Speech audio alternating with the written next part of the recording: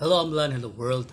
Una sa tanan, pasalamat ko sa tanan nga na-appreciate atong una na kong vlog video with my reactions sa atong viral Amlan wedding. Nagpasalamat ko sa mga ni-share na surprise ko. Salamat nga ang feeling bitaw na ako nga I have said quite a lot of good things. I was like asking for the guidance of the Holy Ghost, and then I was saying things nga I was like kuan bitaw ng determined bitaw nga akong pinaka-purpose nga kaayuhan gud ako. Salamat sa mga na-touch at na-inspire, nalipay, naka-learn. Salamat kayo. So maghimot ako follow-up video nya kanang pero mura bagdagan kay mga factors nga ganahan ta ko musulod ba musaw-saw na gyud ganahan ta, pero kuan nang mura bag dili pa kompleto ang mga details. Actually naghimo ko kuan ng kanang case study bitaw akong gimong case study kay graduate ko og business course nga I should claim nga kuan ko specialized ko or expert ko mga case studies, management studies kada bitaw na ay mga problema, isulat ang problema or tagaan ng problema sa college ning kuan na mo kuan isulbaron namo mangita mi paagi kon sa solution. So there are steps into solving any problems or any issues sama aning Amlan viral wedding. Like we have to identify the problem, what is the main problem, what is the objective of having this study, and then what are the factors kanang rabita affecting the problem, and then what are the alternative courses of action sa metong mga possible solutions. Na i-wait na to every possible solution, then come up with a solution nga murag best nga mo'y atong i-conclude, atong buhaton, then make action plans, necessary steps to solve the problem. So nakayo ko nga depende man gud pud ko mag-solve this problem sa part bata sa couple, na wedded couple, sa part bata sa pari or sa church, sa part bata sa ninang, sa part bata sa third party bata sa audience, daghan kay factors. So na feel na ko nga kung naay main problem man gyud, it's about kung sa couple makita nga naguba ilang wedding inaano ba, tapos sa pari pod lain pod ang side, so dili lang ko mukuan ana mo detalya ni kay magtaas kaayo. Ako alang ka focus nga kuan ang mura ni siya finale na or conclusion na akong message kay somehow nitingog na tanan murag para nako na kompleto. Of course there are factors nga wala nako kaayo nakuha pa, pero na mo report nako, pero basically naa na gyud nitingog na gyud, especially usa ka factor nga murag curious pa ko nga murag okay na nga dili ko to bagon kung unsa gyud klase ang kasaba sa pari. Kaya kuan ko nakadungog ko nga kuan nang mura pag naapoy mga expert pud nga nagtrabaho simbahan nga kung malit ka kasab-an ka sa pari ni ko nga well murag dili maayo ang word nga may right bisag sa laws atong land wala tay right nga murag mo fight back unless kuan self defense. Kung gisampalong kas naong ayaw dunggaba kay subara po ang self defense nga mura na makagpatay nga sampalong ra pud unta maupod sa words nagiingnan na kang kuan ka nang bakakon ka ingno ng kawatan dag-adik tanan na badigana. So kuan jud naa gyud na siya marabitag fair la pod nga counter, pero wala gid butang sa law nga pwede ka mamalikas, pwede ka mga saba, pwede ka ganana kay baso ikaw na kita na nung nagsulti o nagbuhat ang makihaan. So it's better nga muhilom lang ta para wala tay kaso nga makuan malabay sa atoa. So katong gisulti sa pari nga katong gisulti sa kanang expert sa simbahan nga pwede mga saba, so pwede masiguro pamuyag lang marabag dapat on time mo. Pero kung dagan siya gisulti bundak niya napay microphone nga naulawan so lain na po na storya. Pero kung miyon ta kasaba nga murag gibuyag lang, gi-remind lang, giparaygan lang kung ani or gi-explainan lang, so okay ra po na siya kung inana klase kasaba. Pero di ta kaingon bitaw nga abi kay na late ang bride o groom nga murag karapat dapat na silang kasaban pasakitan pakaulawan dili jud maayo. So dagat kay factors sa akong pag-study, pero mingo ato na lang nga mo conclude na lang taani niya mukuan na lang ko mo share na lang ko mga lessons nga ako nakatunan ani nga nahitabo. Ang hoping pod nga lesson pod ninyo na pwede pod mo dugang sa mga lessons i-share ninyo sa mga comments sa inyong dugang nga nakatunan nga lessons. Kay sa akong pagtuo magud ka lami na kay ko karon kuan bitaw learn sa lessons from the nahitabo tungod kay feeling gid nako na kompleto na tanan. Basically nitingog ang bride, nitubag na ang pari, tapos although wa gyud nitubag si father ang nag-officiate sa misa, pero at least nang kabalo ko nga nag-remorse lang, sorry gud sila. So sa pami ato ang storyahan ana unya ang couple na nasli second wedding, so kung naguba ilang marriage na second wedding ko tinuod ba na that's to fix their wedding na destroy.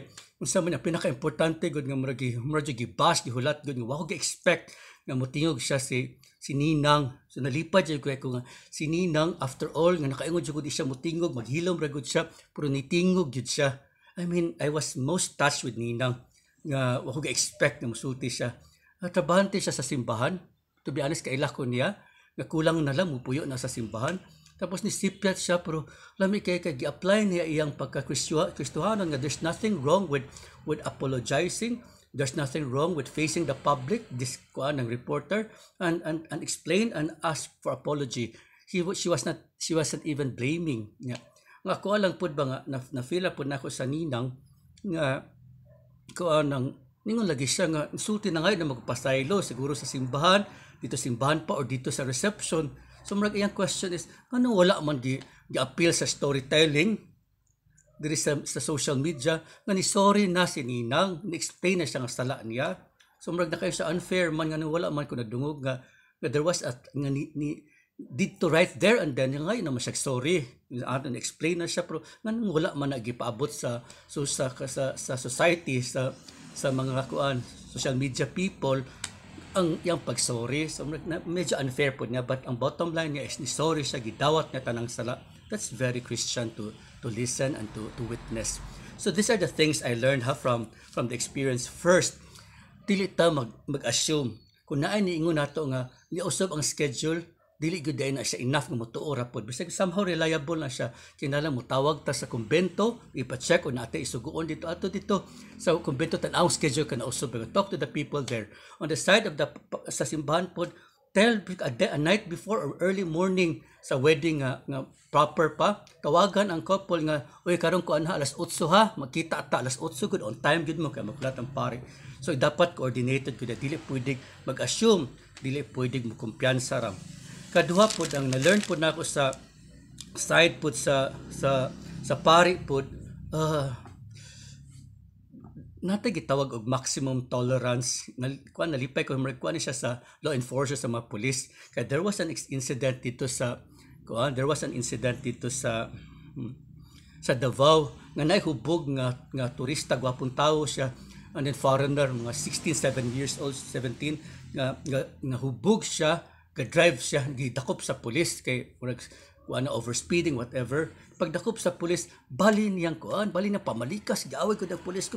Ang pulis na kay marabag past feeling ba relax sa kay siya. Wa kay siya ni tagad mo gipalapos sa sabang dalungga. So imbes ang issue ato unta nga katong marabag nakakommit og crime nga nag-violate sa law nga overspeeding, ni divert na ng attention sa media dito sa pulis nga interview national news man to nga pulis nga sa tanan baling pamasto sa foreigner wala ra kinuha ni mo sumbagaw ani mo dakpa posasi siya nga he introduced maximum tolerance nga murag required na sa mga law enforcers nga pugong lagyud siya. After all sa ako lang pud bisag magmalikas sig mayo di man gud mausob to kay na-commit na magkuto nga iyang crime overspeeding whatever pa. So madungagan pa noon niya masala kung mura ba siya ni fight against the authorities.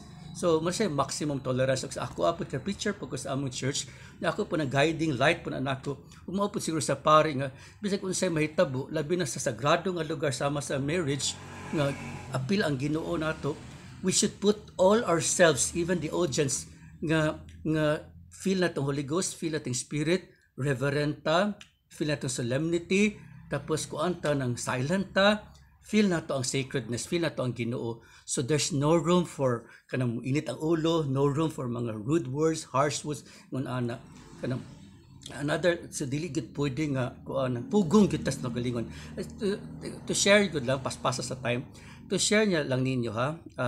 There was a time nga kuan nang tigbunyag po ko sa among church, missionary ko sa una sa Davao. There was a time nga nakoy bunyagan, so na matawo, nabadaghan ng problema. Naman mi maragamay pool di sa sulod sa simbahan. Pagkuan ang gikawat ang water pump, so dili ka sa fill og water sa baptismal font. Tapos so nag-init na ako ulo. Ang uban pag mutamrag datan aura di mutabang. So gahuna-huna jud ko kay kisa dayon na po mingon nga sa sunod na lang nan ko dili ko ganahan kay nagpliti ning mataw nanganhi na ato ning giandaman tapos mangita jud tag way. Of course ka pray jud ko. So namalhin mig laing chapel namo. Pag ato pos laing chapel kay kompleto gud napay water pump wala ka taw brown output. So namalhin painita gud ako ulo nya murabag control ra gud ko pero kabalo kong suko jud kay ko sa sitwasyon aron murag ka pabalikason bitaw ko una-una. And then nadayon na gyud to nga bunyag. What I did was, ala-alam mingon ko, init ako ulo, maximum tolerance, kamo na lang dia. I have to make the baptism happen. Nato ako sa CR, I knelt down, and then pray to the Lord, nga Lord, nga I'm very sorry nga init ako ulo karon. I may not be worthy to do this baptism, but let this baptism be binding to you, and this kaning mataw nga gusto mo covenant with you, magpabunyag, nga kana akong kainit sa ulo akong mga feelings yung dautan ganina nakasulti kog madautan nang tubagon lang unya nako na padayon na sa atong baptism. Then I feel the spirit, I feel nga the ceremony we had for the baptism was accepted by our Heavenly Father and Jesus Christ. So, grateful kay ko ato mo pud. I believe tanang preachers, not only the priest, nakabalo ko kanang mga priest, they're well trained. Tama tong isulti ni Father Monsignor Bohol nga sorry lang gyud kay tawo lang init ang ulo nakasulti ko na. So ako ba, so there should be closure kay ni-admit man ang pare nakasala siya tungod sa emotions, tungod sa kasukot sa time lagi mga schedules niya wala na nagdima. Ni-admit man si ang pare. So unsa pa may atong daghanang yaw-yaw o na may admission. So dili na tamingon pod sa couple pod nga grabe ang gipanulti. Wala man ni deny siguro ang pare pero wala di ayon na lang pud itag sa tagsa kung sa gipanulti pero na-accept siya nga naa siya nasulti nga di may tungod sa sitwasyon nagka-late wala nagkadimao napektuhan nga patay pa pressured siya so nangay siya pasaylo. So unsa pa may ato ang kuno nangay na ba siya pasaylo, there was an admission nangay siya pasaylo. O tapos another lesson pod nga kuan ng kita pod there shouldn't be mura pod maximum tolerance to the preachers and to everybody, to all. Di lang sa ilaba kani po kitang mga nakikasawsaw lang na careful po tas atong ipangsulat kay maka-hurt ba di naman mausob to bisag usa ni magyaw-yaw dia. Do you think nga naka-sermon ka? Do you think nga naka-paralyze kag tao? Do you think nga na murabag tungod sa imong giyaw-yaw nga mga sakit nakaingon mga tao nga murag hala mo repent ko, hala naka-realize ko, hala naka-learn ko, hala magbag-o ko, hala salamat kay sa imong knowledge. Dili basog kuan na noon mudumot na noon mas tuko na noon tao the more na noon siya nga madungagan na to pain murabag adding more insult to injury nasakitan na gani gitirahan pa gyud both sa gikasal o sa side po sa pare or samot na sa ninang. I mean sorry na siya di na siya kinatumpan. I remember that the scripture po niya there was this woman nga muragdagan kay siya sala niadto siya Jesus Christ niya di welcome sa Jesus Christ ginan pa magani napamaga si Judas pagod I remember him siya gikuan ang murabag ga kuan ang anay day nangutanan niya nga ang owner sa balay nganong imo man nagipaduol nga kung Ginoo pa ka kuan ang taka kailaw taka sinner na ngana ba si palayo ta Jesus Christ nga dili ko wala ko ni ani para sa mga tarong sa mga perpekto kun dili sa mga sakit or mga makasasala. And then hilak ng bayhana yung tears yung magigamit pag wash sa feet ni Jesus Christ nagitapuhan niya sa iyang buhok nagibutangan niya perfume tiningos Judas nga nag-usik-usik man siya sa iyang perfume may pa iyan ang gihatag sa gibaligya gihatag sa mga pobre tiningos si Jesus Christ nga wala ka kasabot Judas na kaning pagbuhat aning bayhana niini pagsakripisyo nang para ni pag worship nako i-honor ko niya ug para sa iyang masala tiningos siya sa babae nga from now on all your sins are forgiven. It was the greatest gift, one of the greatest gift I found on the scriptures bitang nga namay naayon buta na nakalakaw patay bla bla bla tapos kung inon ka nga all your sins are forgiven kung mamatay tatanan like kani si Ninang ni nga siya pasaylo then you forgive siya sa Ginoo then mamatay tatanan basog siya pay mauna sa langit kay tungod kay gitagaan siya kapasayloan sa masala tungod ka ni repent siya ni humble siya nga siya pasaylo pero kita nga magsawsawera we sigurag attack but kuasa ta ibutang so careful tas atong kung wala nang mga mean words, mga harsh words, mga painful, di ta padala sa emotions, think before you click, dili ta na magpaksagad ba kay kuyag mas kiyaan na noon ta. Dan again, dili nato ma-take back ang ato words. May pay ka ng poisonous nga pagkaon or panos nga pagkaon ato makaon, pwede pa nato masuka. Pero ang words nga na-throw na, labi ng ma-painful words, lisod na nato i-take back. So lisod ang pag-repent. So mag-declare na lang ta. Sa side po sa bride o sa groom nga ni kuan sila ni sulti sila, daghang ni blame nila nga ngano pa magasulat mo tan-aw ang pare na ulawan kisa pa na ulawan dia. Pero medyo sayop pod kay ang commandment ni Jesus Christ anak kung nakay kontra, you talk with him face to face. Kung di siya maminaw, bring him to a certain small group. Kung dili gud siya maminaw, bring him to the public. So ang bride o groom gid siya sa public. Pero dili po mahay nila kay tungod nila ni butoning ba nako ang issue, daghang nakisawsaw apil ko, and then kabalo ko nga about to end na ni siya nga dapat happy ending ani. Agree ko anang nice ceremony. It may not be kanang marriage, kanang signing of contract, but it's just be a wedding ceremony nga ang couple medyo nag-uol sila nga ni ato ilang wedding, tapos daghan naluoy nila. So sige, i-march sa kay pa-present imong kagwapa, ikuan ang inyong butang inyong murag ma-fantasies, inyong magusto may tabo sa inyong wedding, ato na siyang dayunon nga even mas bongga pag mas lavish pag tungod sa support aning mga third party. So one purpose, but against akong first vlog sa una, intact na ilang marriage. They are considered newlywed couples. They are Mr. and Mrs. Married sila. Wala na pwedeng mangilabos lang marriage. Tied up na sila. So muna siya murag kanang sa Monday ba na June 17 would be a celebration nga kuan siya ng celebration sa murag closure ani tanan. Muhilom na ta kay basog si what ayog atake ang father ang para kay basog pag adto nato dito siya one of the sponsors siya. Dili siya mo officiate siguro, or for the first time makita ka ng pare nga siya sponsor ka, nice ba, why not? Si kuan basog si partners lang ninang, basog kita audience sa gyapon ta dan mura tagatan og fairy tale ba nga and they live happily ever after nga kinatanan malipayon, kinatanan ni nag-uol, ni bash ba, ni tira ba, na disappoint ba, daghang gipagawas pa itong mga nakabadaghana. Then this Monday would be a day bita for us to celebrate nga all is well that ends well. Kung unsay mga problema, kasakit, ka disappointment, maglagot ta, gipagawas nato, sige na lang to, di naman to ma-erase, di naman to ma-take back, but at least we would end up victorious.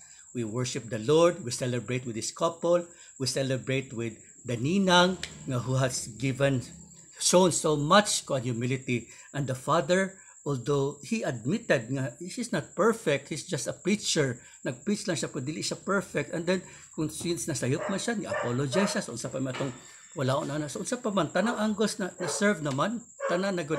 Ang ako lagot ko lang kinalang mo gi-address karon kitang makatawa ni walay labot kanang kuan ta na subside na ta ng let's be positive, let's learn from the experience, and let's celebrate with this situation.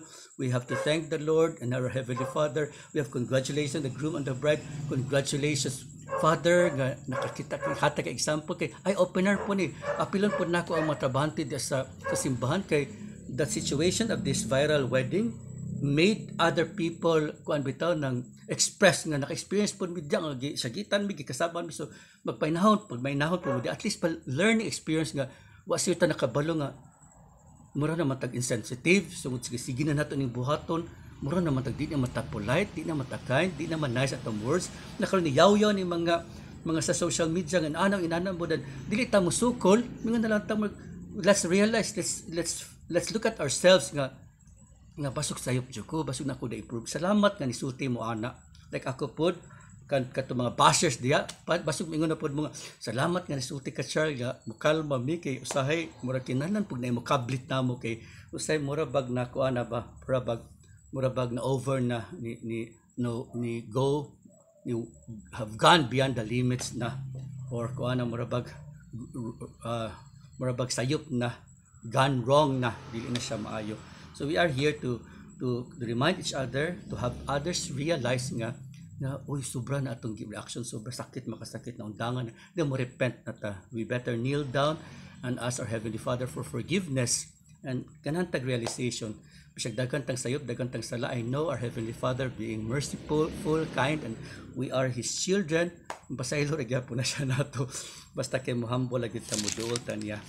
So unsa pa atong isgutan si Ninang para nako siya ang pinaka bombarded sa mga bashers, but for me, and I hope the rest also would tend to agree with me nga siya karon para nakong hero kadili sa yon nga yeah, you have done so much destruction na akong buhat, ikaw ang source, gi-blame siya, and yet abinahog matago siya, ni face siya, nangayag pasaylo siya, na-explain nangayag pasaylo, wa na gani siya para ni Adan og ni iba nga kisa ni kaon sa prutas, nagtudloan ni abot sa serpent.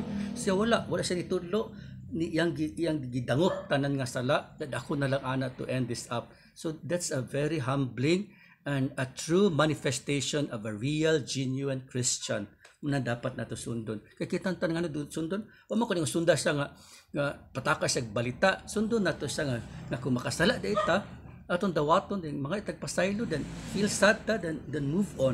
Nakita pong nakasala siguro lain po itong sala, then let's learn from the experience nga di po ta maka-experience kay bason kung kita ang nasa lugar ni Ninang, basog nag-suicide na ta, basog nilayas na ta, mga politicians mga wala ra, so munang or tago mo si Hilo Garce, tago din kadi ganang mo atubang na pagkakuan wala nang issue sa panibalik. So siya at the peak of the kuan, at the marabitang hit of the kuan ng marabag situation of the issue, ni kuan siya, ni face siya sa public, nagpa-interview siya, then explain siya ni sorry. So unsa pa may ato ang yaw-yawon, enough na tapos na kuan na close na siya. Kato lang daghan tang nakatunan kuan ng sapay kuan nakatunan nato dire. Sa dapat forgiving ta as Christians, man akong message na Christians, mata kung dili ta Christians, sige pabuyag dia makasabot minimo, pero yung Christians na, meaning we want to obey the Lord, we want to go back to His presence, then there are rules that we are to follow, there are emotions that we need to control, and there are acts that we need to do, we need to obey and to bisag atong huna-huna bitaw nga makaentang dili good dapat ana good, pero if it is not within the Lord's will, kung dili na siya naawm sa gusto sa Ginoo, we better change it, and we better make our emotions, desires, the way we think nga murag in harmony with what the Lord wants us to think, do, act, say, whatever tanan and even desire. Kato lang, congratulations sa tanan. Again, all is well that ends well. Dili ta judgmental kay gisulti scripture nga kung mo judge ka, ikaw pud i-judge po kay ana. Kay kabalo ra ba ko based on experience, kung nabitaw kay pasakitan nga tawo, murag mangita ang Ginoo nga mo feel po kay the same pasakit. Murag kung magpasipala ka sa usa ka tawo nga nagpobre siguro, pag mangita pud ang tawo og taas-taas ni magposisyon nga tumban pud ka para maka-feel pud ka. So kato lang, lastly siguro kato si Nina, di ako pinaka na-inspired niya. Murabag na parable si Jesus Christ nga, ningon siya nga, mag-example ba nga, kung na mautangan diya sa master, na piso, na 100, na 1,000, na 100,000, na 1 million, na 1 billion, gipasaylo siya sa Ginoo, kinsa may mo love niya the most? Then the answer is katong pinakadakog utang nga iyang gipasaylo, muti mo love sa master or sa savior nga the most. So mao po ni makaingkos Nina nga gipasaylo siya sa Ginoo, nga magabi ang sala gud siguro kay gibasyo siya mayo, pero siya may pinakadakog sala niya nga siya pasaylo. So mingon ko na sa unya nga palanggaon siya sa Ginoo, at the same time mingon good po na si Nina nga palangga niya kay ang Ginoo, kay gidawat niya akong kapasayloan, tagaan ko chance, nag-learn siya o kitang tanan sa tanang experience. So congratulations also. Tama na ng mga opinions, bashing ha. Let's examine ourselves first na lang kung sa itong masala mo repenta, kung sa masayop na itong buhat atong dawato dan atong usbon na let's go on better, and let's have our desires, the way we think, the way we act, nga as much as possible let's struggle nga muaom kini sa gusto sa atong Aman sa langit, Hesus Kristo. I share this in the name of Jesus Christ. God bless Amlan, God bless the newlywed couple Sagaria, God bless the father who officiated, God bless the ninang, God bless us all Christians. Take care.